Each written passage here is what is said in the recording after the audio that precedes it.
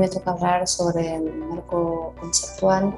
En primer lugar, me parece fundamental entender este concepto de blockchain, que creo que es la clave en todo esto, y es una tecnología peer-to-peer o entre pares para operar en la red sin una autoridad central.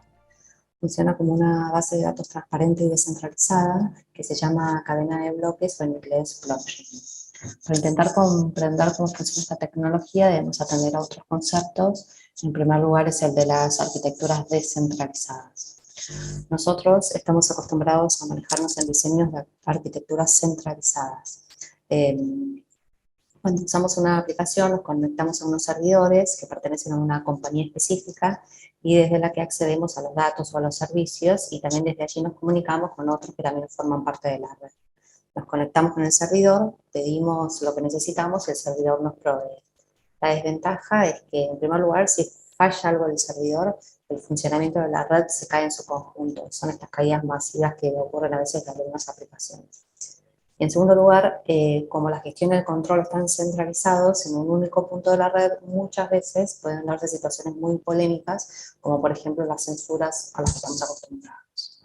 En cambio, en las arquitecturas descentralizadas, los datos ya no son gestionados por un único punto central, sino por cada uno de los nodos o participantes. Es decir, que se trata de una red de personas o de ordenadores que se autogestionan, donde todos los participantes operan y colaboran en igualdad de condiciones, y por eso es peer-to-peer.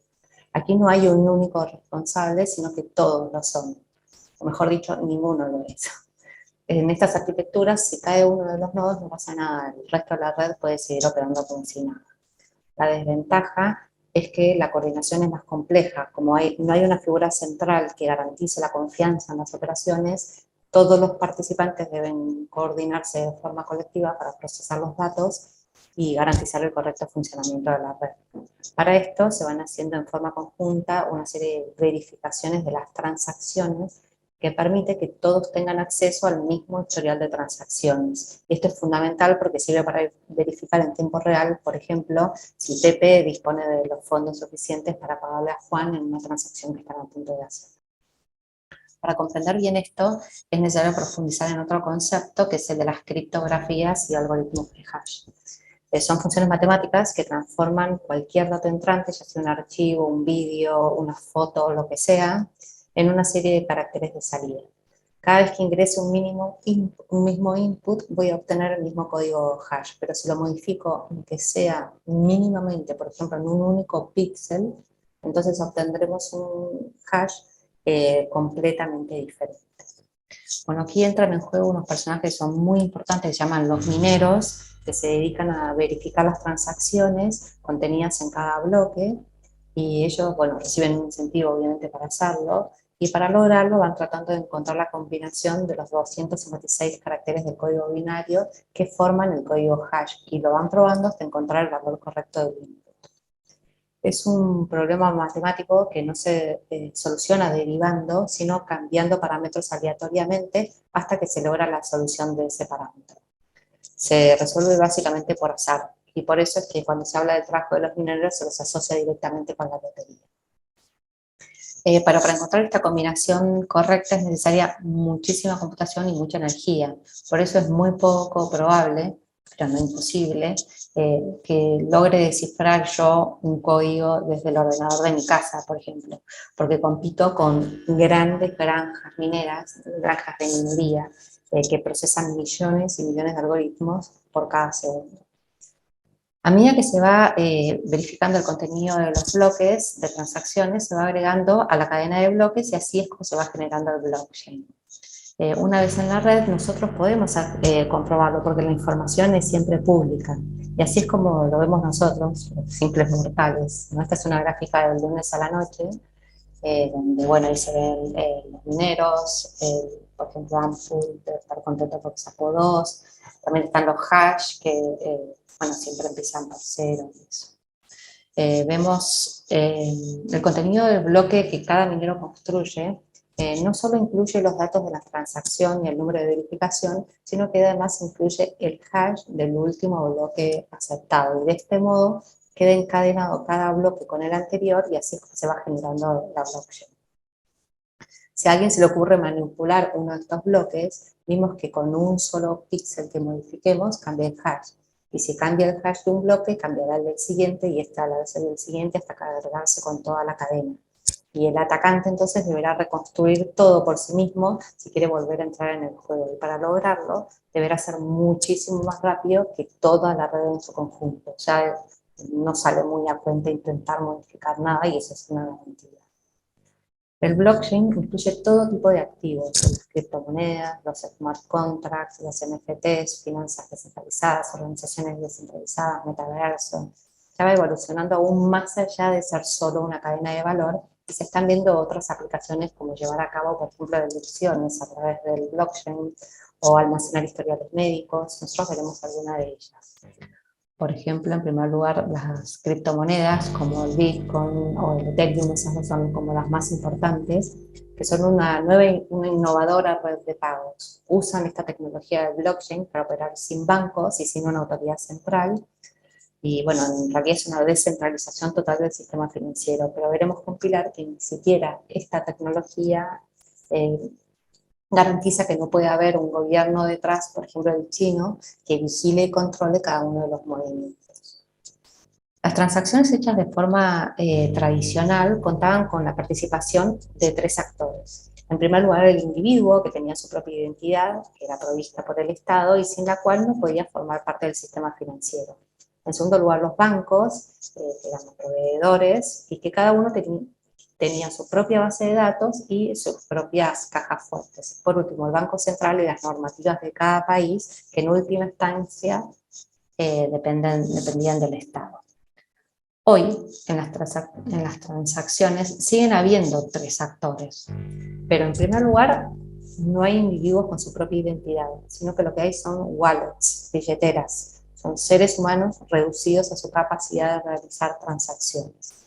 En segundo lugar, también hay una base de datos, pero ya no le pertenece a cada banco, sino que es el blockchain, que es algo descentralizado y que es de todos. Y en tercer lugar, el regulador ya no es más el Banco Central y en última instancia el Estado, sino que está descentralizado y formado por los programadores que siempre trabajan entre sí por consenso. ¿Cómo funciona esto? Supongamos que le quiero enviar 5 bitcoins a Mané. Primero debo acceder con mi llave privada a la caja ficticia donde guardo mis valores en la blockchain, porque allí es donde están los bitcoins que quiero transferir. Le pido la clave pública a Mané, que es como una especie de candado público. Ingreso las bitcoins en esta caja ficticia y la cierro con el candado de Mané. Luego, solo Mané podrá abrir la caja y sacarlo transferido con su llave privada. Es como si todos pudiéramos cerrar candados abiertos, pero únicamente pudiéramos abrir el nuestro. Con el tiempo veremos cuál sistema es mejor. Probablemente en Argentina o en los países de este estilo, donde el Estado no es en absoluto confiable, este sistema puede llegar a dar más garantías, digamos. La tecnología del blockchain se puede aplicar también a muchas otras cosas, como por ejemplo a los smart contracts, contratos inteligentes. En vez de almacenar dentro de los bloques transacciones, se almacenan piezas de código de scripts que se van a ejecutar si se cumplen una serie de condiciones. Por ejemplo, si quiero comprar un container de productos a China y dejo establecido que pagaré el 50% del valor por anticipado y el resto lo pagaré contra entrega, pero supongamos que el despacho se atrasa, puedo establecer que en el contrato que solo pagaré el 30% restante. El contrato está públicamente dentro de la blockchain, es como un programa informático que se ejecutará sí o sí si se cumplen todas las condiciones. Nadie comprueba si se dan o no las condiciones para ejecutar el contrato, ni nadie va a estar ahí mediando en el caso contrario, sino que todo se hace sin que yo me entere. Por otro lado están las NFTs, que son una forma de certificar dentro de la blockchain la existencia y propiedad de una obra digital, una imagen, un vídeo, un juego también. Es una herramienta para los artistas digitales que quieren certificar la autenticidad de sus obras y permitir que sean otros usuarios de manera descentralizada los que puedan pujar por su propiedad, igual que en el mercado de las obras de arte real. Muchas veces estas ventas se convierten rápidamente en una locura especulativa, como por ejemplo se habían llegado a vender un píxel por más de 1 millón de euros. También están las finanzas descentralizadas, las DeFis, que son un conjunto de sistemas que permiten intercambiar valor, tokens, entre monederos sin intermediarios. Cada proyecto de finanzas descentralizadas es diferente y ofrece determinadas características, riesgos y oportunidades. Sirve, por ejemplo, para financiar startups. Una empresa ofrece al mercado no acciones, sino tokens, y sus inversores pagan con monedas digitales, ¿no? Por ejemplo, con bitcoins. Pueden llegar a recaudar muchísimos millones de dólares anuales, pero los riesgos de invertir en estas ICOs, digamos, estas startups, son obviamente muy altos porque solo unos pocos logran triunfar realmente en el mercado. Por último, las organizaciones descentralizadas, voy a mostrarlo con un ejemplo de una organización argentina que se llama Unplastify, que es una empresa que busca, entre otras cosas, reducir el plástico descartable. Entre muchas otras actividades, miden la huella plástica, lo mismo que otros miden la huella de carbono, bueno, ellos miden la huella plástica. Buscan certificar que las empresas cumplan con sus promesas de reducción del plástico. Por eso, en vez de seguir con un protocolo y ellos mismos emitir un certificado, buscan que esos protocolos sean validados por la comunidad. De modo que por cada tonelada de plástico evitado y verificado, se emite una moneda que ellos mismos crearon, que es la UPF Coin, y que funciona como una criptomoneda y que ofrece además el plus de estar ligado a objetivos fuertemente ambientales. Vemos que hay aspectos que son positivos, como por ejemplo este último proyecto, y otros que son un poco más dudosos. Estamos pasando de un sistema donde el regulador era el Estado a uno donde hay miles de desarrolladores que se autogestionan por consenso. Por eso veremos cómo China, por ejemplo, tomará sus propias medidas para no perder su poder, y eso nos lo contará Pilar. Además, al desaparecer el Estado, esto puede tener implicancias políticas graves, porque queda un ámbito donde el Estado no tiene ningún poder y puede quedar liberado para posibles lavados de dinero, negociados de narcotraficantes, como ha investigado Sara. Y por último, entonces, con todas estas tecnologías vemos cómo se pone en evidencia la pérdida de la identidad, de la que hablará Mané en relación al metaverso, porque ya no hablamos aquí de sistemas de identidad, sino de sistemas de claves criptográficas, ¿no? Aquí se lleva a un extremo la separación de lo propiamente humano. Gracias.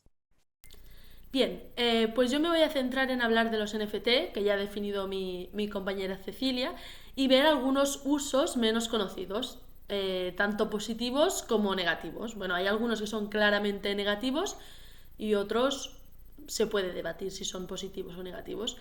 Entonces, vemos que los NFTs parecen ser contrarios a la idea con la que se había intentado crear Internet tradicionalmente, donde era muy sencillo realizar copias exactas de algo con tal de que llegase a la mayor cantidad de gente posible. En este sentido, los NFT tienen un determinado valor monetario, pero que es arbitrario, porque se trata de lo que alguien está dispuesto a pagar por ellos. Actualmente han llegado a precios similares a los de las obras de arte tradicionales, y el récord de la obra de arte NFT más cara lo ostenta Every Days The First 5000 Days del artista Beeple, que se vendió por 69,3 millones de dólares. Y el segundo, tercer y cuarto puesto pertenecen a una serie de obras conocidas como los CryptoPunks, que fueron desarrollados por la compañía de videojuegos Larva Labs, que fueron vendidos por 11,8, 7,56 y 7,51 millones de dólares respectivamente, para que nos hagamos una idea.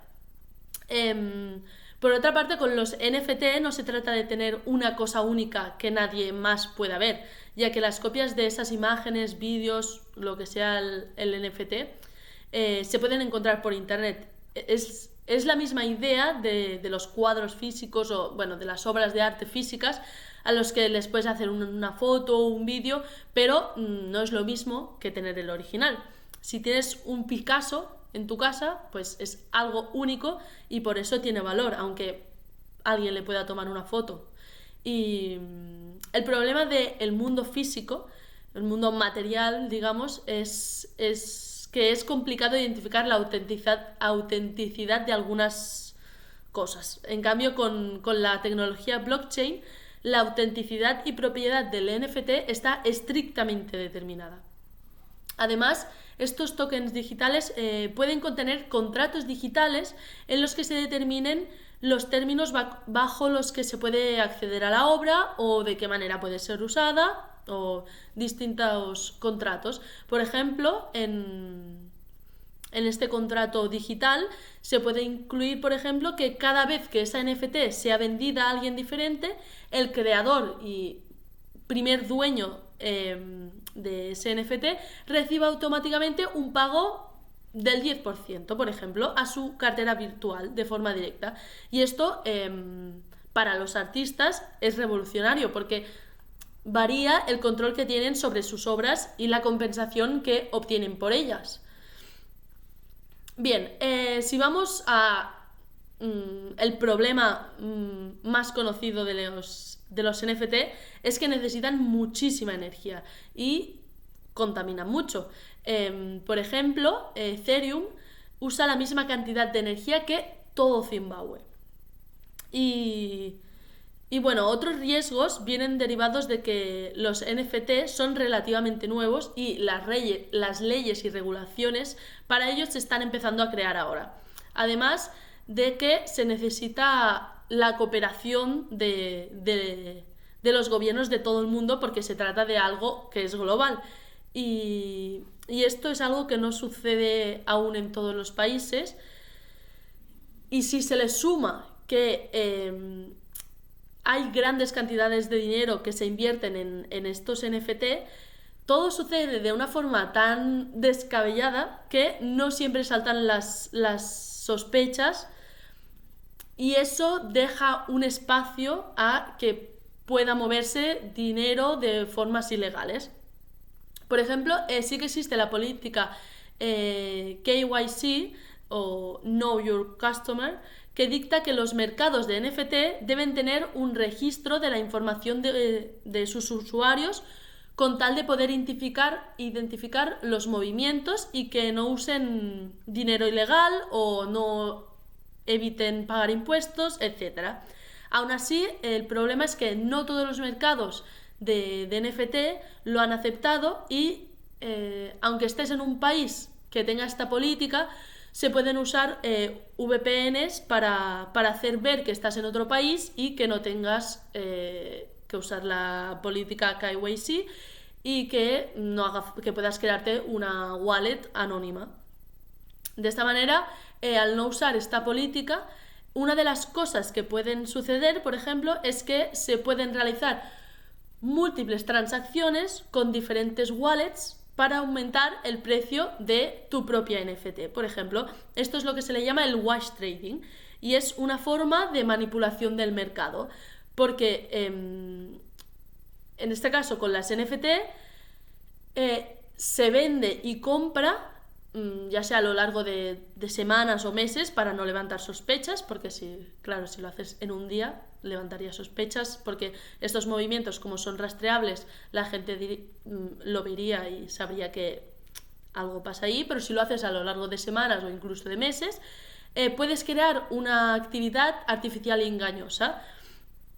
Y bien, eso, aunque se pueda saber a quién le pertenece cada NFT, es algo abierto.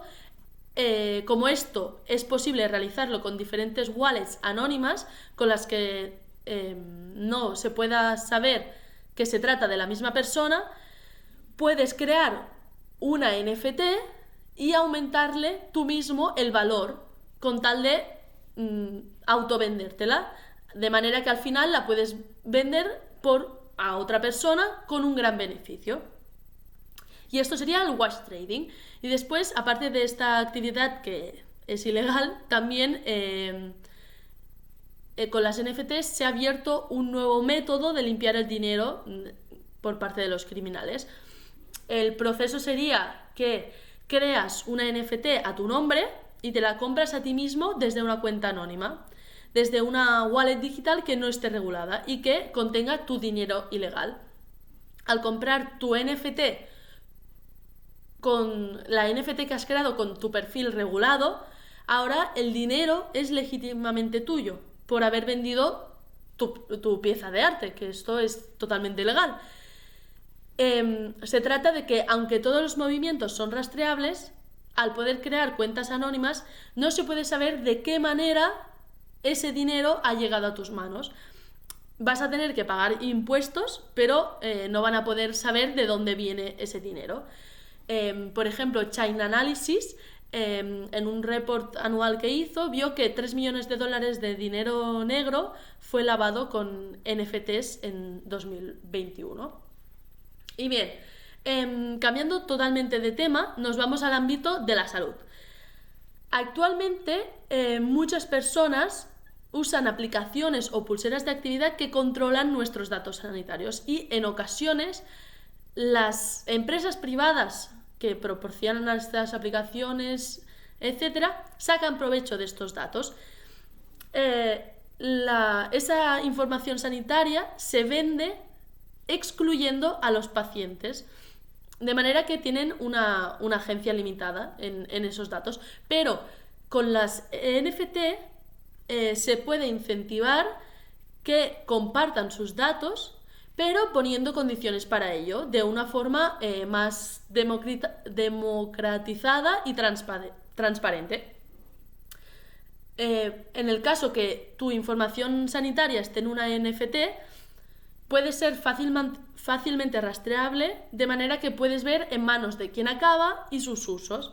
Además, que puedes crear, tal y como hemos dicho al principio con lo de las obras de arte, un contrato a través del cual ganar una cantidad de dinero, por ejemplo, con tus datos sanitarios cada vez que ocurra una transacción con ellos. La idea es darle a los usuarios más control acerca de sus propios datos, creando estos contratos digitales en los que se especifica los derechos de acceso y los términos con los que se intercambiaría esa información.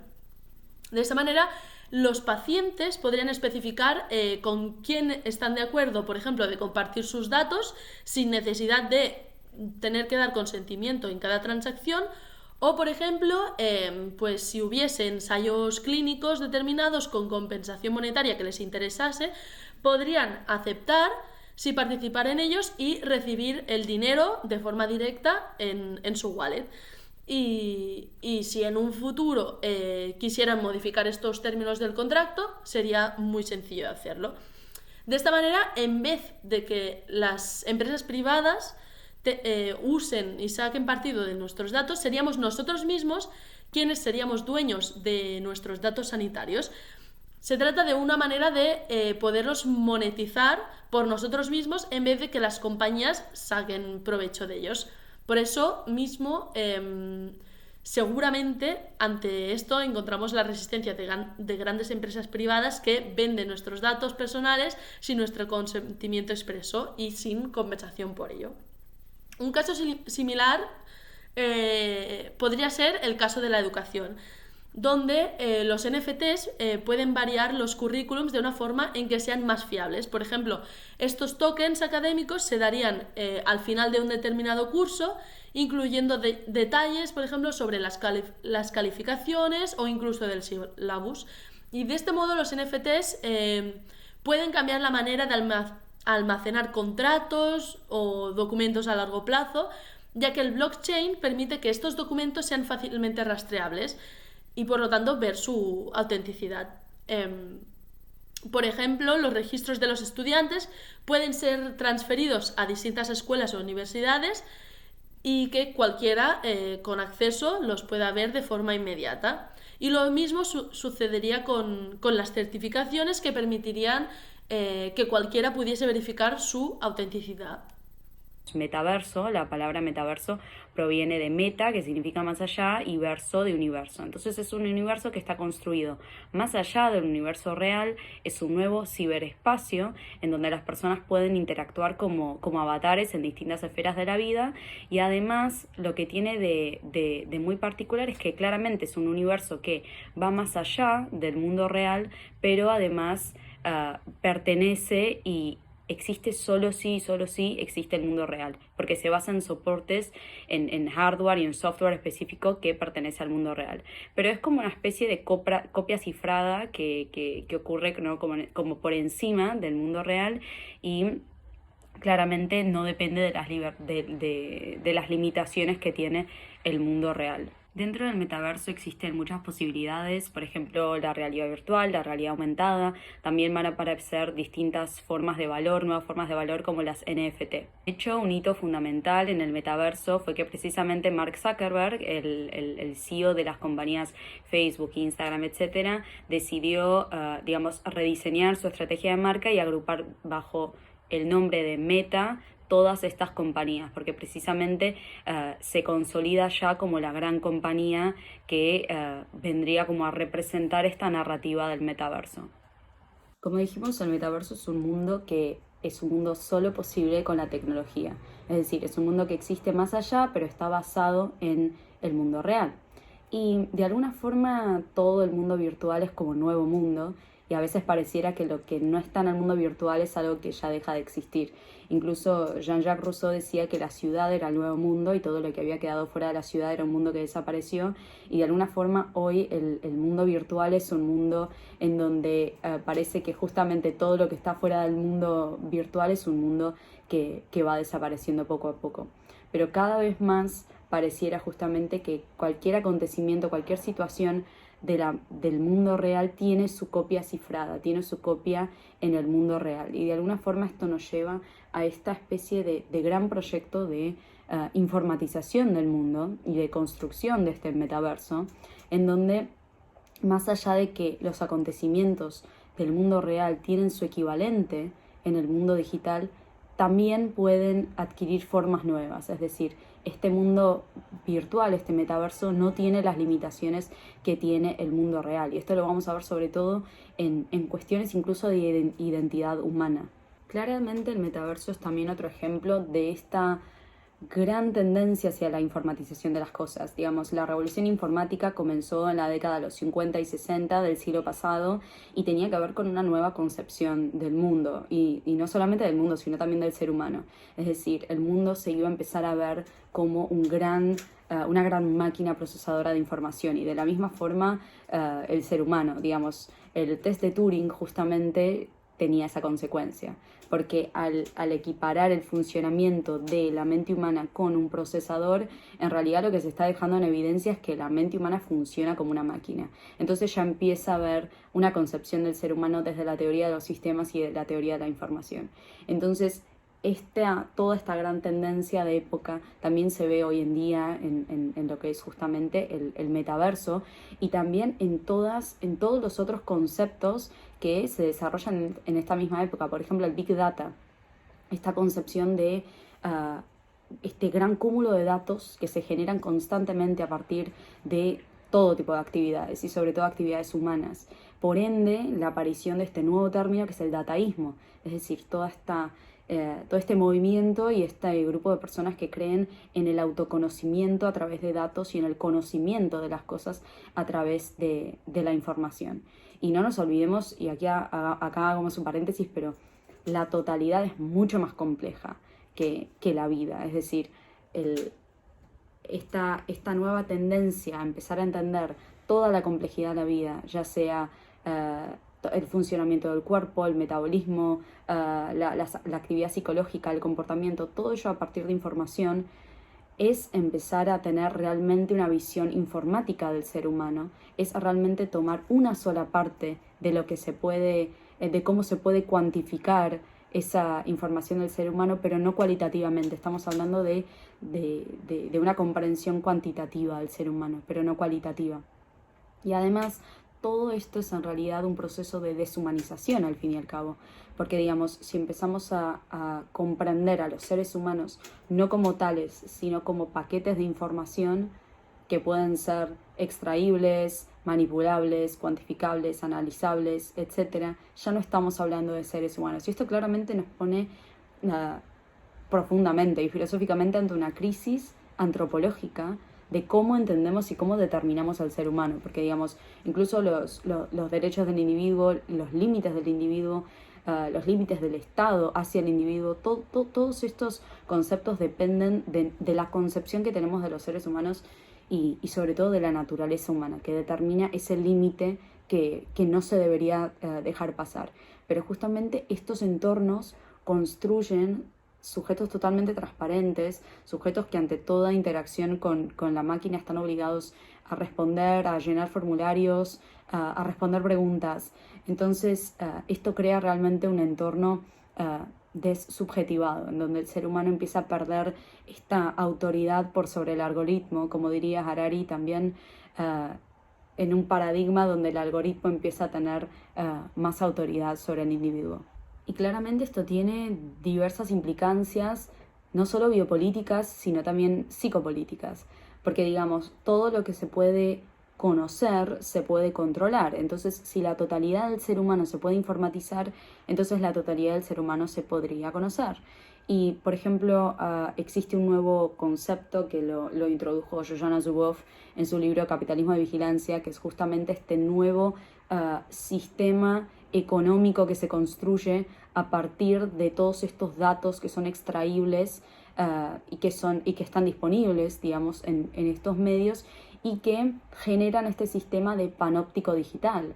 Porque, digamos, si Bentham ya hablaba de un panóptico físico, ¿no?, que es una arquitectura carcelaria, claramente Foucault lo toma para desarrollar el concepto de biopolítica.